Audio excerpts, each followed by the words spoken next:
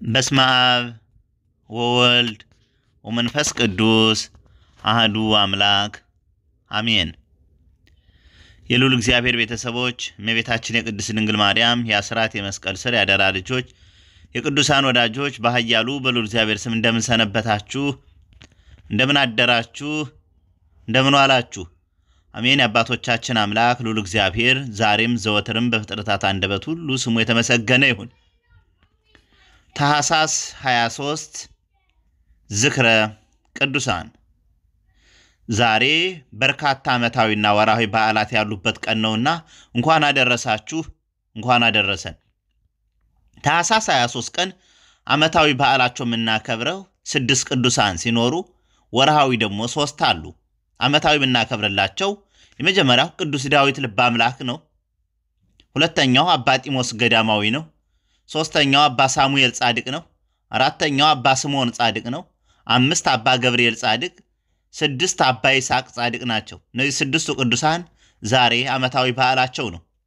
ወርሃዊ በዓላትን ስናይ ደግሞ አንደኛ ቅዱስ ጊዮርጊስ ሊቀ ሰማዕት ነው። ሁለተኛ ነብየ ጽድቅ ቅዱስ ሰለሞን ንጉሠ እስራኤል ነው።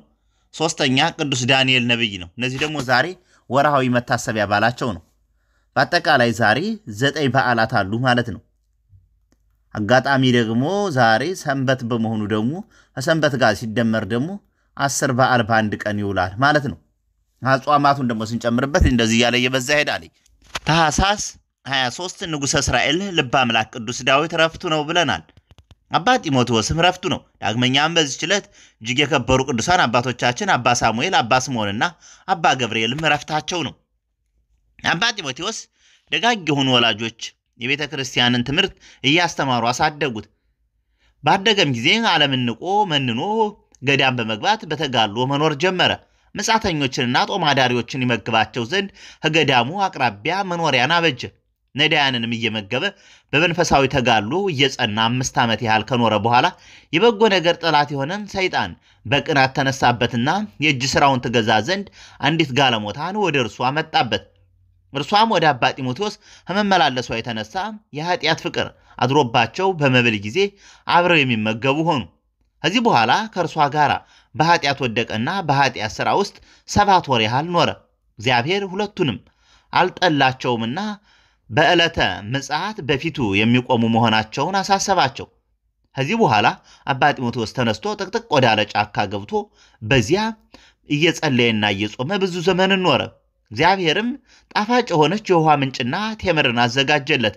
እርሷን እየተመገበ በተጋድሎ ሲኖር ሰይጣን ዳግመኛ በቅናት ተነሳበትና አስጨናቂ የሆድ ሕመም አመጣበት።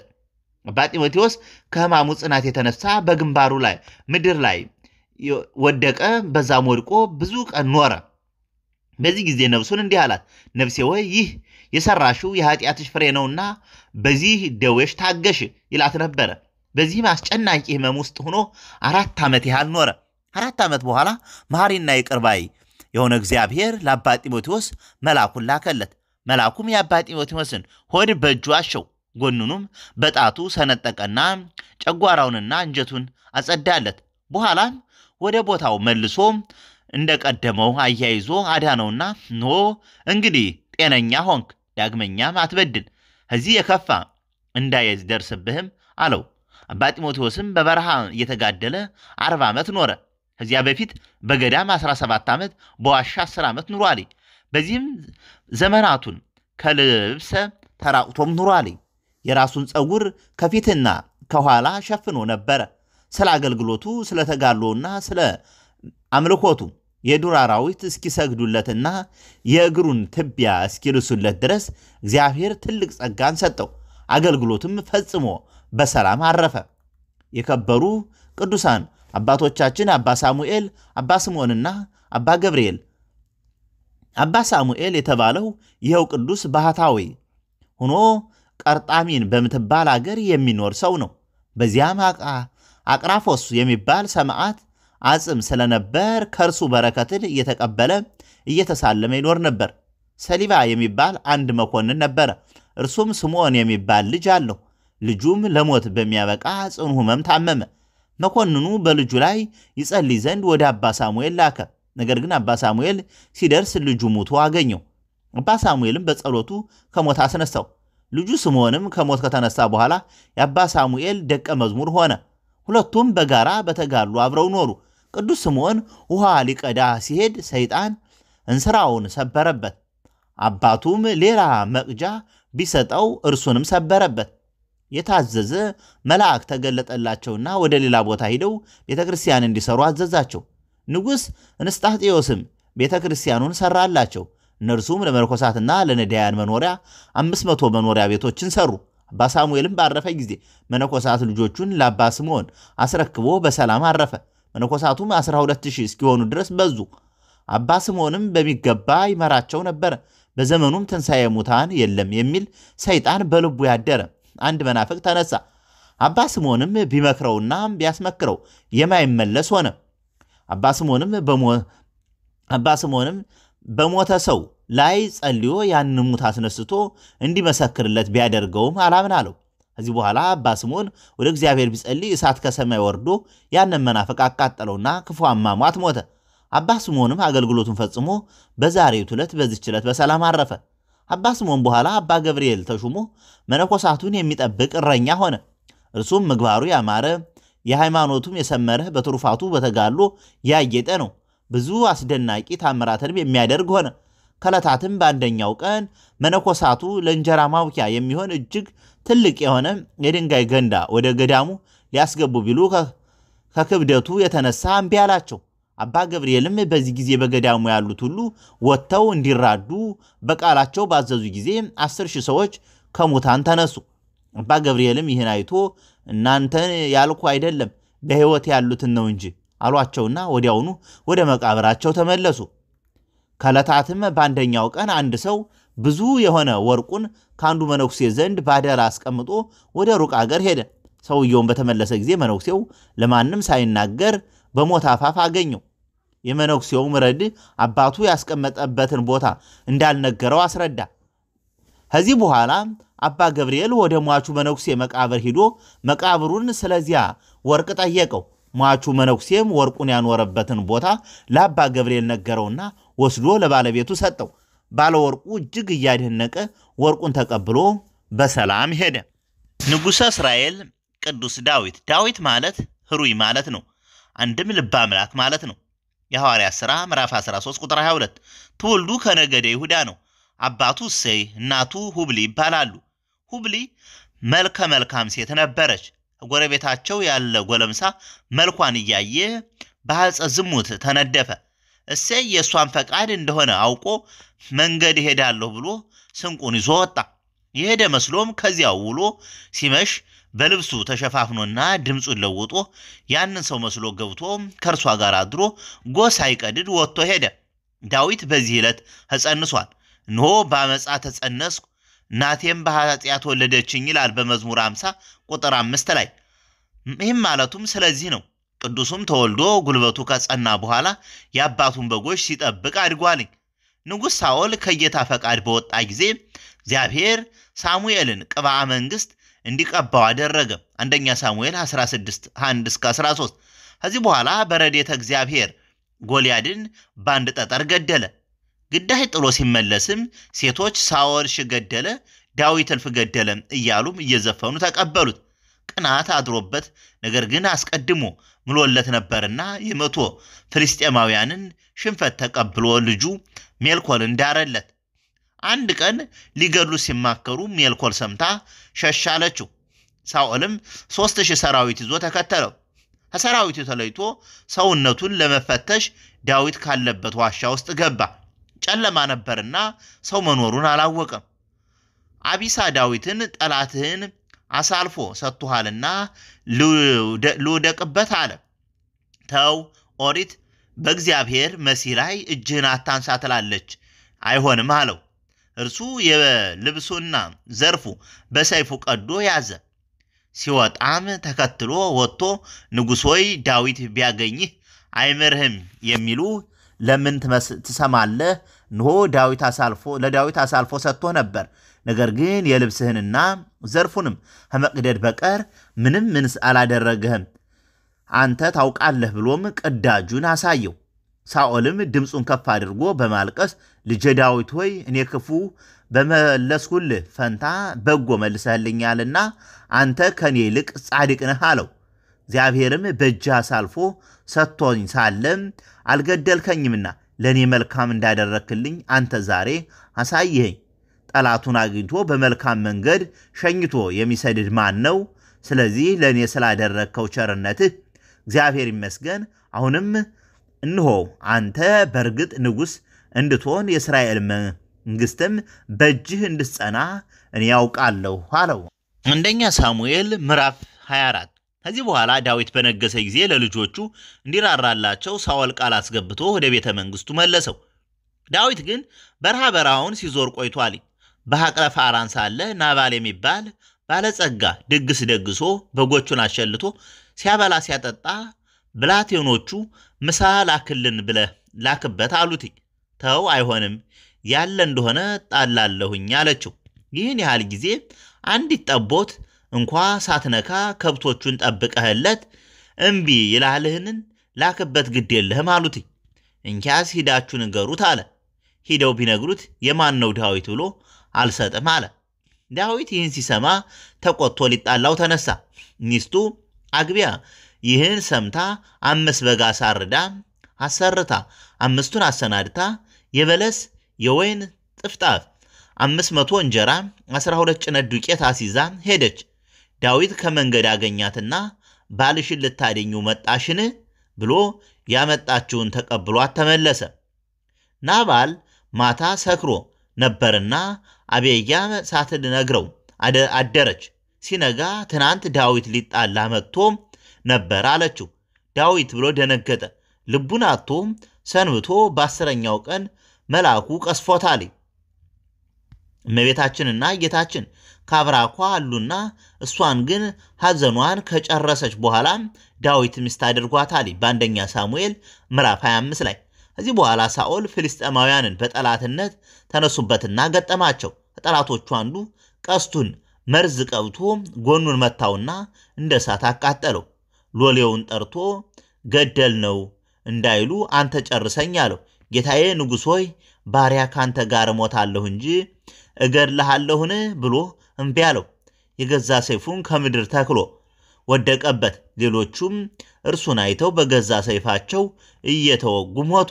ዳዊት የእርሱንና የልጁ የዮናታንን ሞት ሲሰማ አዘነ። ግጥም እየገጠመም አለቀሰላቸው። ከሳኦል ሞት በኋላ ዳዊት መንግሥቱን አጽንቶ ጽዮንን አቅንቶ ተቀመጠ። ታቦተ ጽዮንንም በልዕልታ በሆታ ወደ ከተማው አስገባ። የሳኦል ልጅ ሜልኮል ዳዊትን በታቦት ጽዮን ፊት ሲዘምር አይታ በልቧ ናቀችው። ሲገባ ልትቀበለው ወጥታ የእስራኤል ንጉሥ በባሪዎቹ ቆነጃጅቶች ፊት እርቃኑን በመግለጹ ምን ይከበር ብላም ባሽሙር ዘለፈችው። በዚህ ቢያዝንባት መካን ሆና ሞታለች። ሜልኮል እስከምትሞት ድረስ ልጅ አልወለደችም ነበር እንዲል ሁለተኛ ሳሙኤል ምዕራፍ 6 ላይ። በዘመኑ የነበረው ነቢይ ቅዱስ ናታንም ነው። እርሱም ሊጠይቀው መጥቶ ሳለ አዝኖ አየው። ምን ሆነ ታዝናለህ አለው። ቅዱስ ዳዊትም እኔ በጽድቅ በዝግባ በተሰራ ቤት ተቀምጬ ታቦተ ጽዮን በድንኳን ስትኖር ለምን አላዝን አለው። ጠላት ጠፍቶልሃል፣ መንግሥትህም ጸንቶልሃል፣ አታንጽምን አለው። ያስ ቢሆን ያለ ፈቃድ እግዚአብሔር ይሆናልን አለ። ከዚህ በኋላ ሁለቱም ቀኖና ገቡ። የቤተ መቅደስ ነገር ለናታን ተገልጾለት አንተ አይደለህም የምሰራልኝ ካብራክ የተከፈለ ልጅህ ይሰራልኛል ብሎታል። ሁለተኛ ሳሙኤል ምዕራፍ 7 ቁጥር 1 እስከ 17። ለቅዱስ ዳዊት ግን የበለጠ የሥጋዊ ነገር ተገልጾለት ኖ በኤፍራታ ሰማ ነው ብሏል። በመዝሙር 131 ቁጥር 6 ኢዮብና አቢሳ ጠላት ለመመለስ ታቦተ ጽዮን አሲዘው ሰራዊት አስከትለው ወደ አረቦት ዘመቱ። ቅዱስ ዳዊት ግን ከከተማ ቀርቶ ነበረ። በሰገነቱ ሲመለስ ቤርሳቤህን ባጸደ ወይን ውስጥ ስትተጣጠብ አይቷት ፍቅረ ዝሙት አደረበት። የማን ሚስት ናት ብሎ ጠየቀ። የኦርዮን አሉትኝ። ኦርዮን ዘምቶ ነበር። የባልንጀራህን ሚስት አትመኝ የሚለውን ዘጸአት 20 ከቁጥር 14 እስከ 17 ያለውን ተላልፎም አስጠርቶ ደረሰባትና ጸነሰች። ጽንስ ያሳስትልኛል ብሎ አቦ ኦሪዮንን አስጠርቶ ስለ ጦሩ ሁኔታ ከጠየቀው በኋላ ወደ ቤት ሂድ አለው። ኦሪዮን ግን ድንኳን አስተክሎ ከዘበኞቹ ጋር አደረ። አልመጣም ብሎም ላከበት። ዳግመኛም የሚያሰክር መጠጥ አጠጥቶ ወደ ቤት ግባ አለው። ጌታዬ ንጉሥ ሆይ ታቦተ ጽዮን ተማርካ እስራኤላውያንም ዋዕየ ፀሐዩን ቁረ ሌሊቱን ታግሰው በሜዳ ሲሆኑ እኔ ቤቴ ገብቼ ተላ ደስታ አደርግ ዘንድ ይገባልን ብሎ እምቢ አለው። በማግስቱ ኦሪዮንን ፊት መሪ አድርጎት ጦሩ ሲበረታ ትታችሁት ሸሹ፣ እሱ በዚያ ይሙት የሚል ጽፎ አትሞ ለኢዮአብ ስጠው ብሎም ሰጠው። የዋህ ነውና የሞቱን ደብዳቤ ይዞ ሂዶ ሰጠው። ኢዮአብ እንደታዘዘው ኦሪዮን ከፊት አሰልፈው ጦሩ ሲበረታ ተጠቃቅሰው ወደ ኋላ ሸሹ። እርሱ መለስ ብሎ ምን ሆናችሁ ነው ቢላቸው ጠላቶቹ ደርሰው ልብ ራሱን ብለው ገድለውታል። እግዚአብሔርም ለነቢዩ ናታን ተገልጾለታል። ናታን ከል ለብሶ ከል ጠምጥሞ ጦር ይዞ ሄደ። ዳዊት ነቢየ እግዚአብሔር አመጣጥህ በደህና ነውን አለው። የምነግርህ አለኝ አለው። 100 በጎች ያሉት ሰው ነበር። ከአንዲት በግ ሌላ ምንም የሌለው ጎረቤት ነበረው። በአንዱ ሲሄድ አደራ ሰጥቶት ሄደ። ያ ሰው እንግዳ ቢመጣበት 100 በጎቹን አስቀምጦ የእርሱን አንዲት በግ አርዶ እንግዳውን ሸኘበት። እርሱንም ለሰው እንዳይነግርብኝ ብሎ ገደለው። በዚህ እግዚአብሔር አዝኗል አለው። ዳዊት ይህን ጊዜ ይህን የሚያደርግ በከተማዬ ካለ ሞት ይገባዋል አለ። ነቢዩ ወዲያውኑ ንጉሥ ሆይ ይህን ሁሉ ያደረግክ አንተ ነህ፣ በራስህ ፈረድክ። ባለጸጋ የተባልክ አንተ፣ ድሃ የተባለ ኦሪዮን ነው። 100 በጎች የተባሉ 10 ቁባቶች ናቸው። አንዲት በግ የተባለች ቤርሳቤህ ናት። እንግዳ የተባለ ፈቃደ ሥጋ ነው። ፈቃደ ሥጋ ቢነሳብህ 10 ቁባቶችን አስቀምጠህ ከቤርሳቤ ደረስክ፣ ኦሪዮንንም አስገደልከው። በዚህም እግዚአብሔር አዝኗል አለው። ይህንንም ሲሰማ ዳዊት ልዋል ልደርም ሳይል ዕለቱን ጉድጓድ አስምሶ ማቅ ለብሶ ሱባኤ ይዞ ሌት ተቀን ተንሰቅስቆ አለቀሰ። እግዚአብሔር ጥንቱንም መርጦታልና ጸሎቱን ሰማው። ነቢዩ ናታን ዳግመኛ መጥቶ በነፍስህ ምሬሃለሁ ብሎሃል፣ በሥጋ ግን ኃጢአት ያለ ፍዳ አይነጻምና ለ3 ወር ልጅህ መንግሥትህን ይነጥቀሃል፣ ቁባቶችህን ይቀማሃል አለው። ዳዊትም ይህ እንዲሆን በምን አውቃለሁ አለው። የሚወለደው ሕፃን ይሞታል፣ እርሷ ግን አግብታ ወንድ ልጅ ትወልዳለች፣ ስሙን ሰሎሞን ትለዋለች አለው። ቀን ከሌት አብዝቶ ያለቅስ ነበርና ከእንባው ብዛት የተነሳ መሬቱ አርሶ ሰርዶ አብቅሎ ሰውነቱ ተብትቦ ይዞት ነበረ። ብላቴኖቹ ቆርጠው አወጡት። ከዚህ በኋላ ሕፃኑ ተወልዶ ታመመ። እኔን በነፍሴ እንደማረኝ ሕፃኑንም በሥጋ ይማረው ብሎ ማቅ ለብሶ አመድ ነስንሶ ያለቅስ ጀመረ። ሕፃኑ ሞተ። ከወደቀበት ተነስቶ ተጣጥቦ ልብሰ መንግሥቱን ለብሶ ማዕድ ቀረበ። ከምሳ መልስ ታመመ ስንልህ ማዘንህ፣ ሞተ ስንልህ እንዲህ ማድረግህ ስለምንድን ነው አሉት። ውሃ ከፈሰሰ አይታፈስም፣ እንዲሁ ወደ እርሱ ሄዳለሁ እንጂ እሱ ወደ እኔ አይመጣም።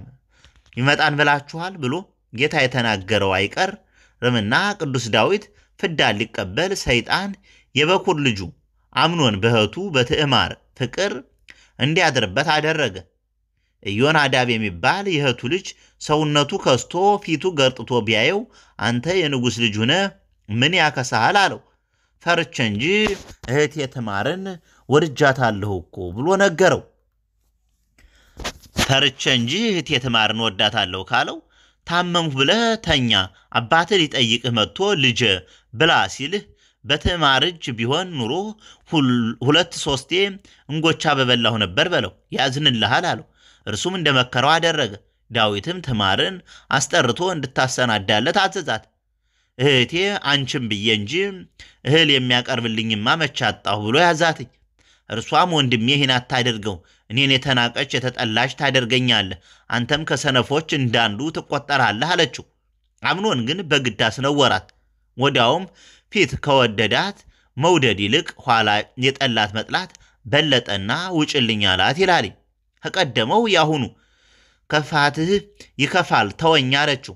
ብላቴናውን ጠርቶ አስወጥቶ እንዲዘጋበት አደረጋት።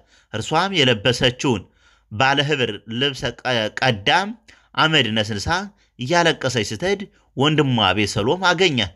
ያስነወራት አምኖን መሆኑን አውቆ ወንድምሽ ነውና አትግለጭበት ብሎ አጽናንቶ ዳዊት በከተማ ያሰራው ቤት ነበርና ከዚያ አስቀመጣት።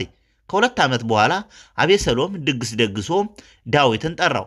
አስቀድመህ ብትነግረኝ መልካም ነበር፣ አሁን ግን እኔ ስመጣ መኳንንቱ መሳፍንቱ ወይዛዝርቱ ስለሚከተሉኝ ይበዛብሃል፣ አይሆንም አለው። ያም ባይሆን ታላቅ ወንድሜ አምኖን ይገኝልኝ አለ። እርሱም ይሂድልህ አለው። ከዚህ በኋላ አምኖን በልቶ ሲጠግብ ጠጥቶ ሲሰክር አቤሴሎም ብላቴኖቹን አዞም አስገደለውና እርሱ ወደ እናቱ ሀገር ሄዶ ሸሸ። ዳዊት ለልጁ ለአምኖን አለቀሰለት። 2 ዓመት በኋላ አምኖን እየረሳ አቤሴሎምን እያስታወሰ ሄደ። ቢትወደዱ ኢዮብ ይህን አውቆ አንዲት ሄቂያዊት ልኮ አስታረቀው። አቤሴሎም ከአባቱ ጋር ታረቀ በኋላ በሰረገላ ሆኖ እስራኤልን ምን ዳኛ አለና ይፈርድላችኋል? እኔማ ይችን መንግስት ጥቂት ጊዜ ባገኛት ቀን በፀሐይ ሌሊት በመብራት ፈርጄ ኢየሩሳሌምን አቀናት ነበር ሲል ሰንብቶ ዳዊትን ለምኖ ሥርዓተ መንግስት አስወጥቶ 200 መኳንንት ይዞ አቤሴሎም በኬብሮን ነገሰ እያለ ነጋሪት አስጎሰመ። ዳዊት ይህን ሰምቶ ኑ ከኢየሩሳሌም እንሸሽ አለ። ኢዮአብና አቢሳ ግን እንዋጋለን አሉት። ቅዱስ ዳዊትም ጌታ ልጅ መንግስትህን ይነጥቀሃል፣ እዋጋለሁ አትበል ብሎኛል፣ አይሆንም ብሎ ተራ ልብስ ለብሶ ተራ ጫማ ተጫምቶ ከከተማው ወጣ። ወጥቶም 3 ወራት ሙሉ በጫካ ሲያዝን ኖረ። ከ3 ወር በኋላ አቤሴሎም ሲዋጋ ሞተ። ዳዊት ወደ ቤተ መንግስቱ ቢመለስ 10 ቁባቶችን ልጁ አርክሷቸው ተገኘ። እርሱም እስከ ፍጻሜ ዘመኑ ሳይደርስባቸው ቀርቷል።